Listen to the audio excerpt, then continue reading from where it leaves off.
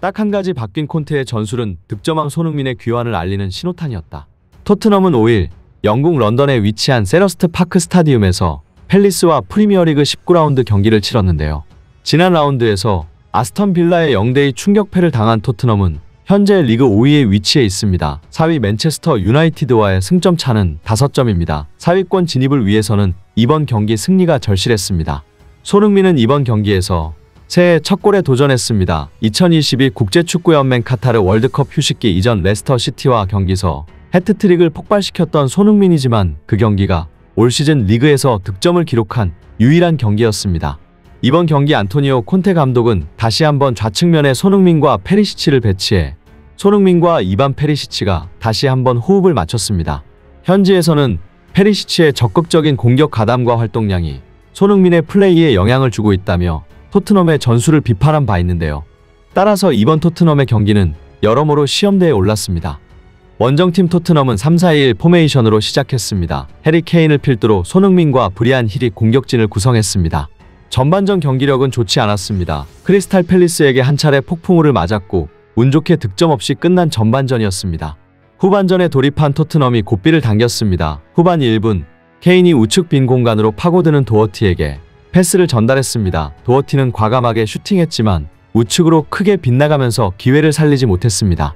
토트넘이 마침내 결실을 맺었습니다. 후반 2분 팰리스가 걷어낸 볼이 애매하게 처리되면서 토트넘 공격이 이어졌습니다.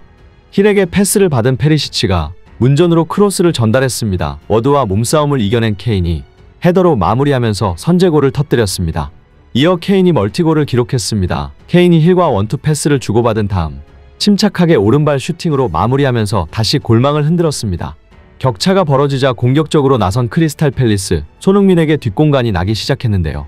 후반 22분 첫 번째 찾아온 찬스에서는 토트넘이 손흥민이 위험 지역에서 슈팅 찬스를 노렸지만 수비에 가로막혔습니다. 그러다가 손흥민이 마침내 골망을 흔들었습니다. 모두가 기다리던 순간이었습니다.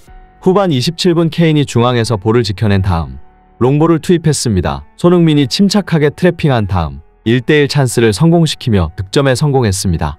이 골로 손흥민은 최근 공식전 8경기 연속 이어지던 자신의 오랜 골 침묵을 깨뜨렸습니다. 손흥민은 지난해 10월 프랑크푸르트와의 챔피언스리그 조별리그 4차전에서 멀티골을 터뜨린 뒤 줄곧 침묵을 지켜왔습니다. 4개월 만에 길었던 마음고생을 끝내는 순간이었습니다. 그런데 영국 전문가들은 손흥민이 골을 넣을 수 있었던 이유에 대해 콘테 전술이 한 가지 바뀌었다는 점을 지적했는데요. 그간 손흥민은 하프스페이스 공간에 답답하게 박혀있거나 헤딩을 못하는데도 불구 중앙에서 크로스를 받는 의미 없는 움직임을 가져갔었는데 이번 경기에서는 프리롤로 바뀐 것이었습니다. 콘테는 손흥민과 페리시치의 호흡이 좋지 않다는 것을 드디어 인지했는지 그동안 명백히 제약됐던 손흥민의 움직임을 다소 풀어줬고 이에 손흥민은 중앙, 왼쪽뿐만 아니라 오른쪽 공간까지 모두 넘나들며 침투하는 모습을 보여줬습니다. 특히 손흥민이 침투하면 케인이 뒤로 빠지는 장면이 많이 나왔는데 이는 지난 시즌 많이 보던 모습이었습니다. 즉 페리시치를 고집하던 콘테는 손흥민 활용법에 대해 결단을 내린 것입니다. 손흥민의 골장면도 프리롤은 받은 손흥민이 적재적소로 공간을 자유롭게 침투하면서 만들어줬고 이것은 우리가 그토록 보고 싶어하던 장면이었습니다. 콘테가 드디어 지난 시즌의 전술을 얕게나마 다시 선보이기 시작하자 영국 매체들과 현지 팬들은 이것이 우리가 알던 손흥민이다. 이렇게 긴 시간 만에 드디어 득점왕이 다시 돌아왔다는 반응을 보이기도 했습니다. 부담감은 스포츠 선수들에게 가장 큰 적입니다. 특히 프로 스포츠에서는 높은 몸값에 부담감을 이겨내지 못하고 급격한 부진에 빠지는 선수들도 많습니다. 성적에 대한 부담감도 마찬가지입니다. 좋은 성적을 내야 하는 압박에 시달리면 최고의 기량을 발휘하기가 쉽지 않습니다. 올 시즌 초반 손흥민도 이 부담감에 사로잡히며 자신감을 잃었습니다.